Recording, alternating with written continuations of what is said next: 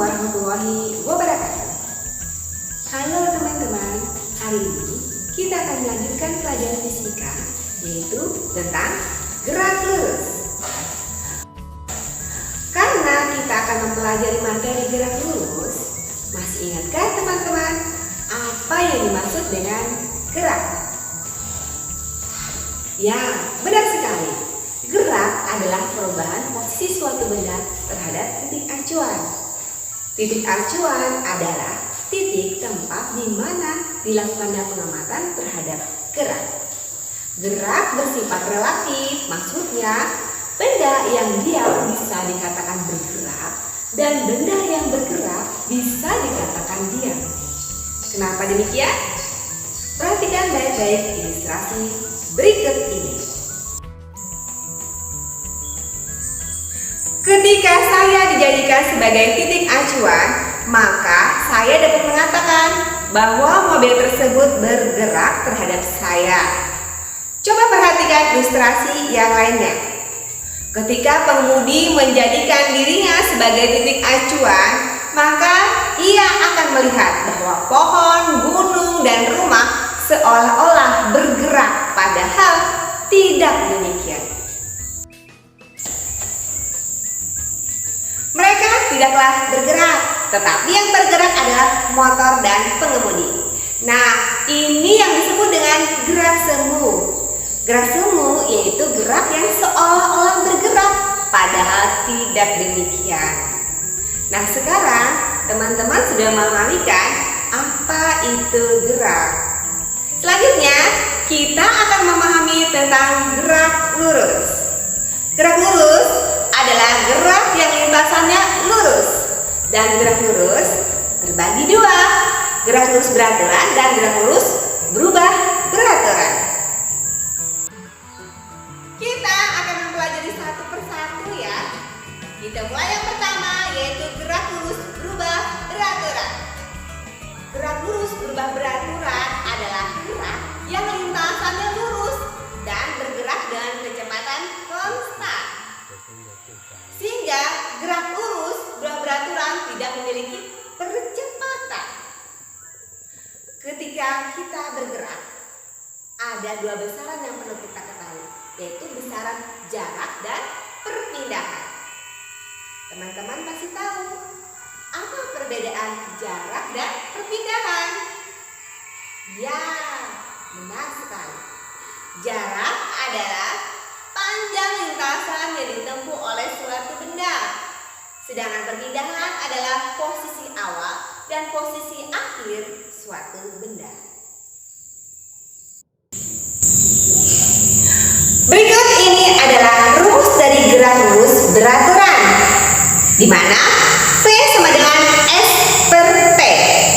S sama dengan V dikali T, dan T sama dengan S per P. Keterangannya, P adalah kecepatan dengan satuan meter per sekon, S adalah jarak tempuh dengan satuan meter, T adalah waktu tempuh dengan satuan sekon. Berikut ini adalah gambar grafik gerak lurus beraturan. Gambar A adalah gambar grafik hubungan kecepatan terhadap waktu. Teman-teman bisa melihat ya bahwa gerak lurus beraturan memiliki kecepatan yang konstan. Gambar B juga merupakan grafik gerak lurus beraturan, yaitu hubungan antara perpindahan terhadap waktu. Selanjutnya kita akan membahas tentang gerak lurus berubah beraturan. Gerak lurus berubah beraturan adalah gerak suatu benda pada lintasan lurus yang bergerak dengan kecepatan yang berubah-ubah secara beraturan, sehingga gerak lurus berubah beraturan memiliki percepatan yang konstan. Ayo perhatikan ilustrasi berikut ini. Gerak lurus berubah beraturan di mana kecepatannya selalu berubah-ubah secara beraturan. Gerak lurus berubah beraturan terbagi dua. Ada yang tahu? Ya, benar sekali. Yang pertama, gerak lurus berubah beraturan dipercepat. Yang kedua adalah gerak lurus berubah beraturan diperlambat. Contoh soal. Seorang anak bergerak dari Pi ke Q dengan kelajuan 0,25 meter per sekon. Setelah itu, anak tersebut bergerak dari Q ke R dengan kelajuan yang sama selama 20 sekon. Arah lintasannya seperti gambar ini, berbentuk segitiga, PQR. Pertanyaannya, tentukan A. Selang waktu dari Pi ke Q. B. Kelajuan rata-rata dari P ke R. C. Kecepatan rata-rata dari Pi ke R. Penyelesaian. Untuk A, yang ditanyakan adalah selang waktu. Rumus yang digunakan adalah jarak tempuh dibagi dengan kecepatan rata-rata. Jadi, T Pi Q sama dengan 4 meter dibagi dengan 0,25 meter per sekon, sama dengan 16 sekon. D. Jarak Pi QR sama dengan jarak Pi Q plus jarak QR, sama dengan 4 meter plus 3 meter, sama dengan 7 meter. Untuk waktunya, waktu untuk menempuh PQR sama dengan waktu tempuh PQ plus waktu tempuh QR sama dengan 16 sekon plus 20 sekon sama dengan 36 sekon. Jadi kelajuan rata-rata sama dengan jarak total dibagi dengan selang waktu, sama dengan 7 meter dibagi dengan 36 sekon. Hasilnya adalah 0,19 meter per sekon. Untuk C, yang ditanyakan adalah kecepatan rata-rata dari Pi ke R. Karena Pi ke R berbentuk siku-siku, maka rumus yang digunakan adalah Pi R kuadrat sama dengan Pi Q kuadrat plus QR kuadrat, sama dengan 4 kuadrat plus 3 kuadrat, sama dengan 16 plus 9. Jadi PR kuadrat sama dengan 25, PR sama dengan 5 meter. Perpindahan dari Pi ke R adalah delta S sama dengan 5 meter, yang arahnya dari Pi ke R. Maka rumus yang digunakan P sama dengan S per T sama dengan 5 dibagi 36 sekon. Hasilnya adalah 0,14 meter per sekon dengan arah dari P ke R.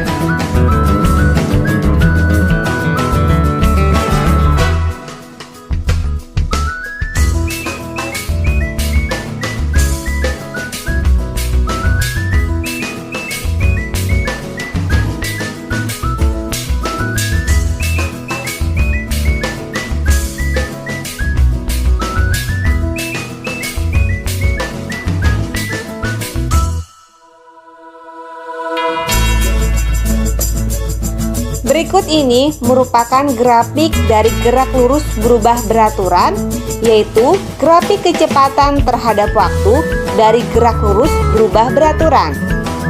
Pada gambar 1, gerak benda tersebut dipercepat secara beraturan.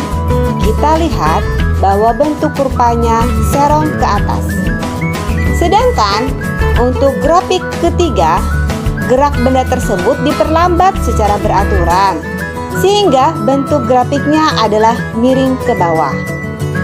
Dan untuk grafik kedua, ini menunjukkan bahwa gerak beraturan yang mana kecepatannya tidak berubah. Contoh dari gerak lurus berubah beraturan seperti benda jatuh bebas, kendaraan yang digas, kendaraan yang direm, terjun payung, dan masih banyak lagi. Berikut ini merupakan pola tetesan oli pada gerak lurus berubah beraturan diperlambat, gerak lurus berubah beraturan dipercepat, dan gerak lurus beraturan. Perbedaan antara pola tetesan oli pada gerak lurus berubah beraturan dipercepat dengan gerak lurus berubah beraturan diperlambat adalah jarak antara titik, di mana jarak antar titik dari awal ke akhir semakin jauh untuk gerak lurus beraturan dipercepat. Sedangkan untuk gerak lurus beraturan diperlambat, jarak antar titik dari awal ke akhir semakin dekat. Sedangkan untuk pola tetesan oli pada gerak lurus beraturan, jarak antar titik adalah sama. Ya, ini karena gerakannya adalah konstan atau memiliki kecepatan yang tetap.